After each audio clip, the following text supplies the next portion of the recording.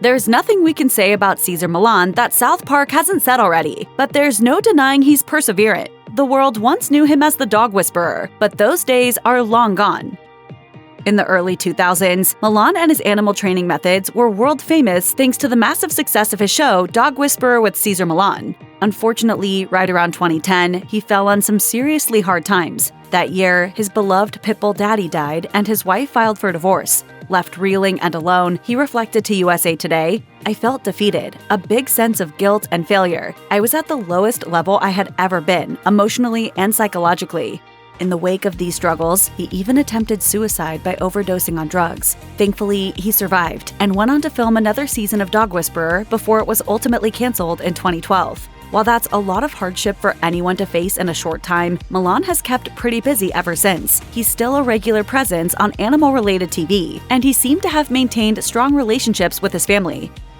Millan didn't sit still for long after Dog Whisperer was canceled. Instead, he decided to show off his skills to a live audience and started touring the world with the show Cesar Millan Live. Speaking with the Denver Post, he explained that he started touring mainly because he saw no reason to stop working just because his TV show was over. As he reflected, "When you're born poor and you crave for achieving, that becomes your mentality at an early age. It's why I have such a strong drive to keep moving forward."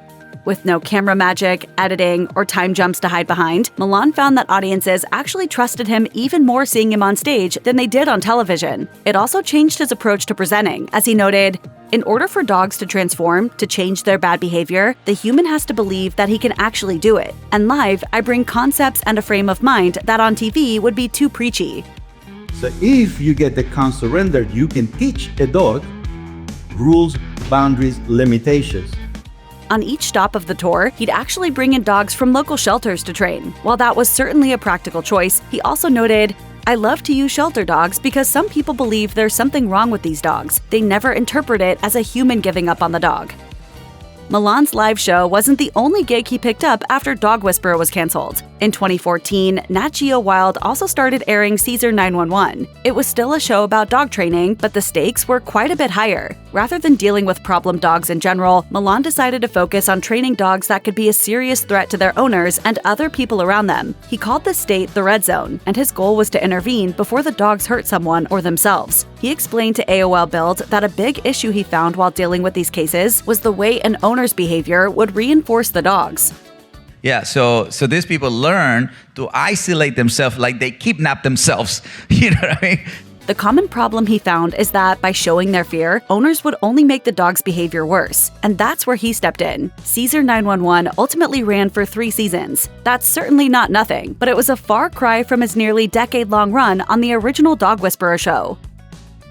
Not long after Cesar 911 started airing, Millan also decided it was time to start reaching younger viewers as well. He launched the Nickelodeon show Mutt and Stuff in 2015, set at a fictional doggy school and starring his son Calvin as the teacher. Speaking with Fox 11, Cesar explained that while his previous shows were about curbing bad behavior, Mutt and Stuff was more focused on preventing it altogether. Produced by legendary kids television producers Sid and Marty Krofft, the show featured both real dogs and Sesame Street-style puppets. The Millans found that this format was a great vessel for getting their message across to younger generations. For Calvin, that was teaching kids how to respect, care for, and love their dogs responsibly. For Cesar, it was a bit more philosophical.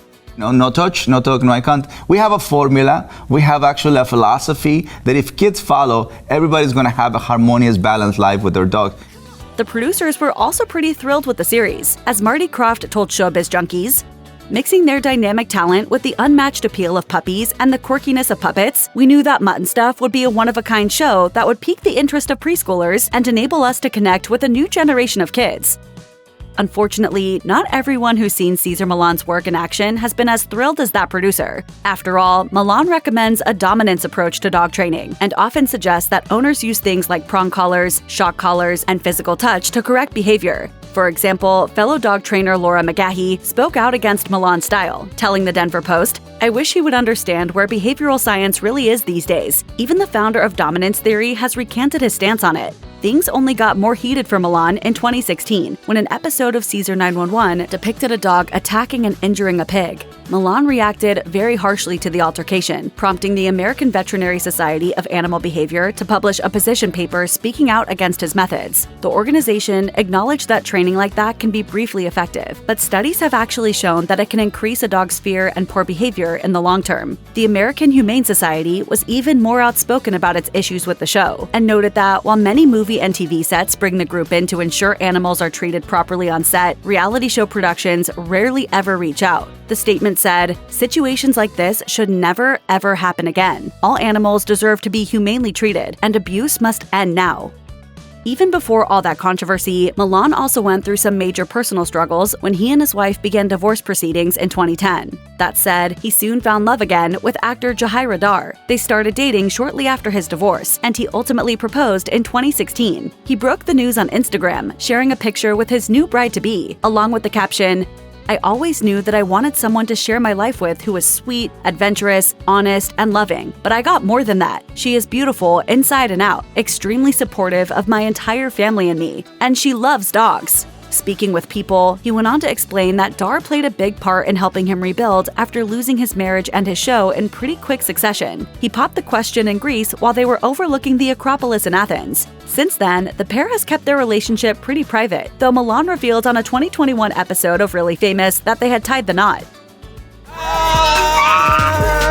This is my OG homie. right. They don't even know. They don't know. That's right, if it wasn't for none other than Jada Pinkett Smith, the world might never have learned Cesar Millan's name. In fact, she played a big part in getting his celebrity dog training business off the ground when he came to LA. The pair discussed their history on Pinkett Smith's talk show Red Table Talk. In the emotional episode, Millan opened up about what it was like to cross the border into America. When he reached it, he was met with a terrifying scene. They can sell you. Yeah. They can kill you for organs. They can, death is more likely than jumping it. But despite the challenges that came with it, Millan is glad to have taken the risk. When he reached LA, Pinkett Smith actually took him under her wing, even hiring him a tutor to help him learn English. At the height of his dog whisperer fame, Millan wrote several books in pretty rapid succession, but his writing slowed quite a bit after the show's cancellation, and he took more than 4 years off before releasing 2017's Cesar Millan's Lessons from the Pack, Stories of the Dogs Who Changed My Life. He wrote the book alongside Melissa Jo Paltier and used it as an outlet to convey a series of lessons he learned from his time training dogs. It seems his goal with this project was to highlight how people can learn just as much from their animals as their animals can learn from them. As he explained to Hollywood Soapbox, dogs are not just our companions, they are our greatest teachers, and they can also be our greatest healers. In that same interview, he pointed out some of the principles he sees present in the relationships between dogs that he thinks extend to interpersonal relationships as well. Specifically, he mentioned how instrumental respect between dogs is in maintaining peace and a social order, and the fact that even dogs that have physically fought tend not to hold grudges once the altercation ends. The same year that book came out, Millan turned his attention to his son Andre. Together, they launched a new show called Cesar Millan's Dog Nation, which Millan explained to Hollywood Soapbox. The Dog Nation TV show is about how communities and people can come together to save a dog's life, and how dogs contribute to making human life better. To do that, they traveled around the country to let people share their stories about the importance of dogs. Speaking with Fox Business, Andre explained that one of his bigger contributions to the show was on the social media end. He explained, "What my dad taught me about business was in order to create a brand that will become a legacy, first, you need to find out what your passion is, find out what you're really good at, and utilize that in such a positive note that people can be affected by it long term." Despite their efforts, Dog Nation turned out to be one of Cesar's shorter-lived projects. It only ran for 8 episodes, though that was enough to get it nominated for Best Variety or Reality Show by the Imagen Foundation Awards.